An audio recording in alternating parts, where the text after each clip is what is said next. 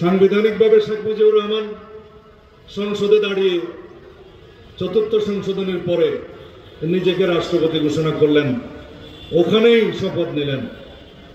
তৎকালীন রাষ্ট্রপতিকে তৎকালীন মোহাম্মদুল্লাহ সম্ভবত তাকে রিজাইন করতে বললেন, বলা হলো তোমাকেও দেখা হবে। পরে একটা স্টেট মিনিস্টার ভূমিনা বানিয়েছিল।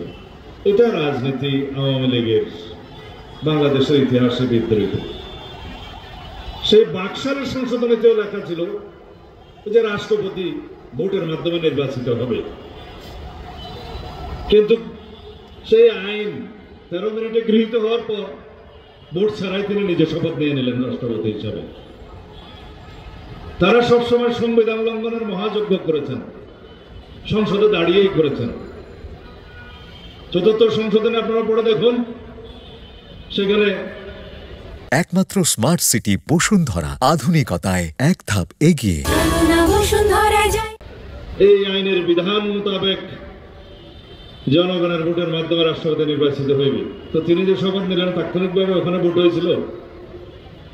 এই হচ্ছে আওয়ামী রাজনীতি। যাই হোক, তাদের বিশুদ্ধার করেন, আমার সময় নষ্ট করার কোনো ইচ্ছা নেই। কারণ বাংলাদেশে আওয়ামী রাজনীতির অবসান হয়েছে। শেখ হাসিনা এবং আওয়ামী বাকশালীদের পতন এবং মৃত্যু হয়েছে ঢাকায়। আমি বলি সেটা দাফন হয়েছে দিল্লিতে। সুতরাং তাদেরকে নিয়ে আমরা আর চর্চা করতে চাই না রাজনীতিতে। তবে আমাদেরকে ভালো রাজনৈতিক চর্চা করতে হবে, ভালো গণতান্ত্রিক রাজনৈতিক সংস্কৃতির প্রতিষ্ঠা এবং চর্চার মধ্য দিয়ে আওয়ামী বাকশালীদের অপরাজনীতির সংস্কৃতিকে বিলুপ্ত করতে হবে। 26শে মার্চের প্রথম বহরে যেহেতু সেই ঘোষণা, সেজন্যই বাংলাদেশের স্বাধীনতা দিবস 26শে মার্চ। 27শে মার্চে আবার ঘোষণা হয়েছে, মেজর জিয়ার কণ্ঠেই হয়েছে। 28শে মার্চে হয়েছে, পরে আরো হয়েছে, এবং আন্তর্জাতিকভাবে সেটা স্বীকৃত হয়েছে।